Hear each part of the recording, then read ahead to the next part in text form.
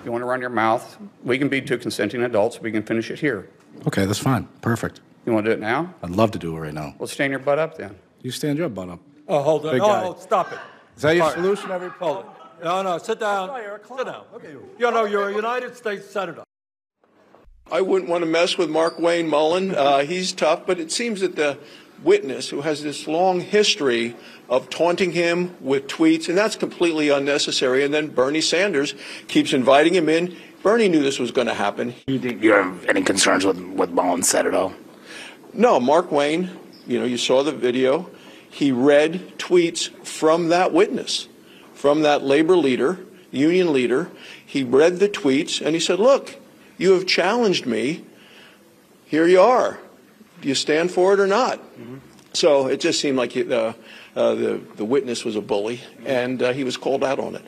All right, guys, so we got to follow up on this pretty crazy story involving Republican Senator Markwayne Mullin from Oklahoma and union boss President Sean O'Brien, who was confronted by Markwayne Mullin on the congressional floor because Mr. Sean O'Brien had been talking big smack on social media. Basically, he was using fighting words on social media, and Mr. Mullin, Senator Mullin, decided to challenge him to a fight, right? He went old school, okay? He said, okay, since you want to talk big junk on social media, let's square up right now. Let's duke it out, okay? Now, Bernie Sanders melted down, broke it up, okay? He, was all upset because, they were trying to fight on the congressional floor. And you got the mainstream liberal media who has their panties in a bunch about the fact that you have some Republicans that are basically, about to get in fistfights, which in my opinion, if there are things to cry about in regards to politicians, I don't think them actually trying to fight each other is the thing to cry about because, again, me personally, I don't mind seeing some fight in politicians, right? Again, I think if we have more fights, I think that we probably actually get things done in Congress. I mean, this is what they used to do back in the day, okay? This is not abnormal. This is not anything that we have not seen before. We have seen this before. This is what used to happen. Politicians used to get their ass whooped, right? Because they actually used to give a damn. Okay, nowadays they don't give a damn, and that's why you don't really see them fighting each other like that, because they don't care that much. But what's so interesting about this situation right here between Teamsters President Sean O'Brien and Senator Markwayne Mullin is the fact that Sean O'Brien is essentially crying bullying, right? He's claiming that Markwayne Mullin is a bully. He's a bully for accepting a challenge to fight that Mr. O'Brien presented on social media. Again, it's so silly for this man to be saying this, right? And basically trying to cry victimhood a little bit here. It's so silly that even Jake Tapper on CNN kind of roasted up Mr. Sean O'Brien, claiming to be a victim of bullying and also claiming that the senator was talking like a 12-year-old, right? Even Jake Tapper was like, I got to call you out on this. Yeah, I mean, I think the issue, though, is, of course, doing it in the Senate during a Senate hearing, right? It's not so much responding to the union president, it's where he did it, right? Yeah, absolutely. And he says that he says that he was raised differently, Jake. That is his explanation for why he said they said we settle things differently where I'm from in Oklahoma. So he is not regretting what he said at all, Jake. Okay. Monaraja, we're going to come back to you. There's a big House vote coming this hour that's much more important than all these shenanigans. Thanks so much. But let's talk about these shenanigans. Sean O'Brien, president of that union, the International Brotherhood of Teamsters, is here. And Sean, I have to say, I'm sure you're plenty strong, but Markwayne Mullin is a former professional MMA fighter. What went through your mind when he basically challenged you to a physical fight during a Senate hearing? Yeah, look, what went through my mind was you're one of 100 of the most powerful people in the country, and you're acting like a 12-year-old in a schoolyard because you didn't get your way. I mean, look, he actually has the ability, and he's 100 of the elite, to actually effectuate change in this country, and he's focused on being a bully. We're not going to stand for it, and we definitely were brought up differently. Okay, but can I say, you're tweeting like a 12-year-old. I mean, your tweets were you're not a United States senator, okay, and I get that your tweeting is not the same thing as calling somebody out during a Senate hearing, but you know where to find me anyplace, anytime, cowboy. You're making fun of him for not being the tallest senator. I mean, you represent 1.3 million workers. Do you really think that tweet, there's the tweet right there with your pink circling of the apple box he's standing on. Do you really think that that is best serving, best representing the members of the Teamsters Union? His story is compelling but inaccurate. And in a hearing in March, he started the whole thing by coming into a hearing, looking at us and basically saying to me, I'm not afraid of physical confrontation. As a matter of fact, I welcome it. So that's what perpetuated the whole incident. Never knew the man in my life, never met him. I was testifying in my first Senate hearing, and that was his first introduction to me.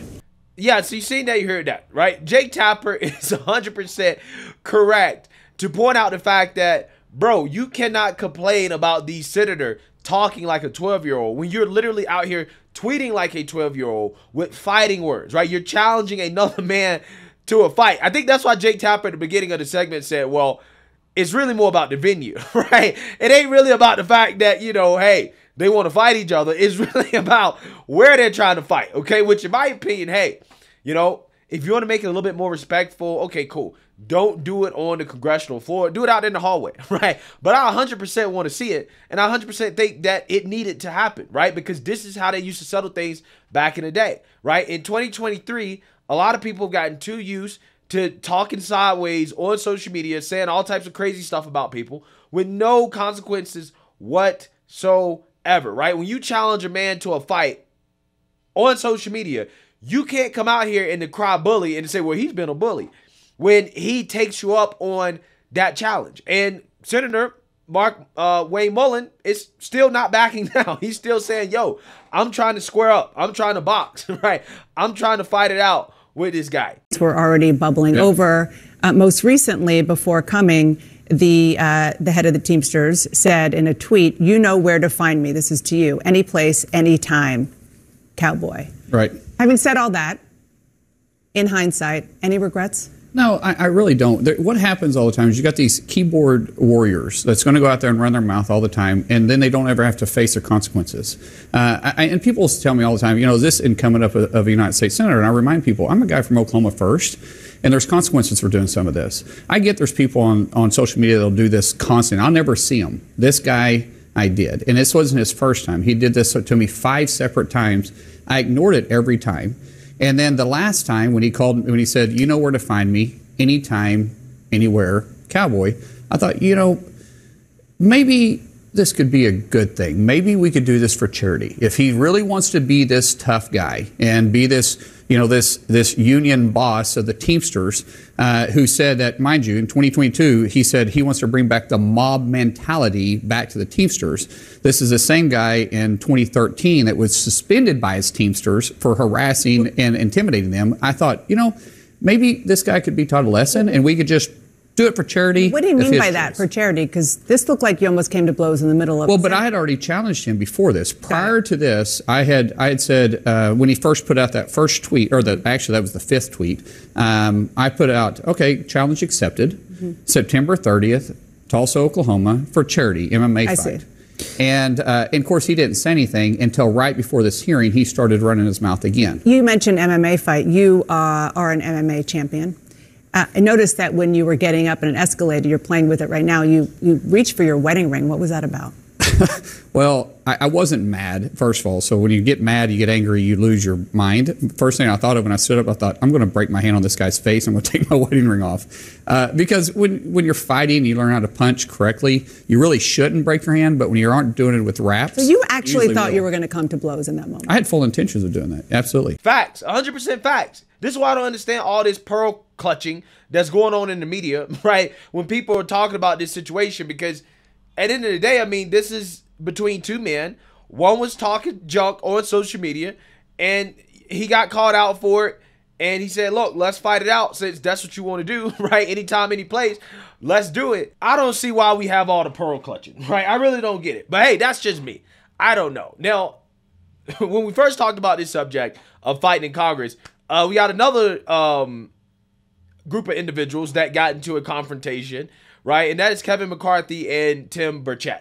Now, Kevin McCarthy was accused of elbowing or getting a kidney shot to Tim Burchett, I guess while they were walking past each other in Congress or something like that. Now, there were witnesses that saw this, right? But Kevin McCarthy is denying it anyways. But now there's audio tape that has been released, basically recording the incident as it kind of went down. Take a look.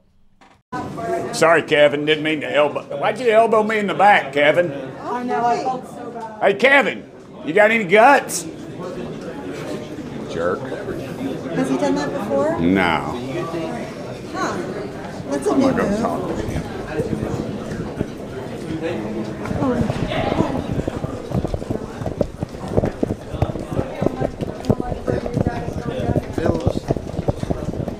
Hey, Kevin, why'd you walk by me and elbow me in the back? You got no guts. You did so. They sat there and the reporter said it right there. What kind of chicken move is that? You're pathetic, man. You are so pathetic.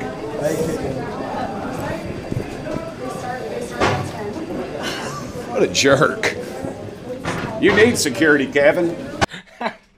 Yeah. So again, hey man, I'm just saying, if Tim Burchett would have squared up with Kevin McCarthy, I would have had nothing to say, right? I would have said nothing, okay? I would have loved to have seen it, okay? I'm just saying, there's a whole lot of talk in Congress, and some of that talk, specifically around Kevin McCarthy, is that he's a bully, right? He runs around and he, physically assaults people when he can't get his way, right? He's been accused of this before. But there's also some more interesting allegations and accusations that Tim Burchett is suggesting on Newsmax about Kevin McCarthy that should raise some eyebrows about Kevin. Take a look. He also has $17 million in an account that he'll be messing in a lot of people like mine and Nancy Mace's campaigns, I'm sure. And so I don't know if he does that with Nancy Mace. She could come back at him with some stuff that he doesn't want out there in the public, I think, if you know what I'm saying. Yeah, she's already told me. She said, I hope he does that with me. And she'll take care of him. She takes care of her own. But yeah. So according to Newsmax, okay, and Tim Burchett, apparently there's some stuff about Kevin McCarthy that they could put out there that he doesn't want out in public, if you know what I'm saying, right? AKA his relationship with Frank Luntz, who apparently is his roomie in Washington, D.C. Now, again, I'm not saying that if it's true or not, I don't know, but I'm saying I wouldn't be surprised if there are some allegations that Kevin McCarthy goes both ways, right?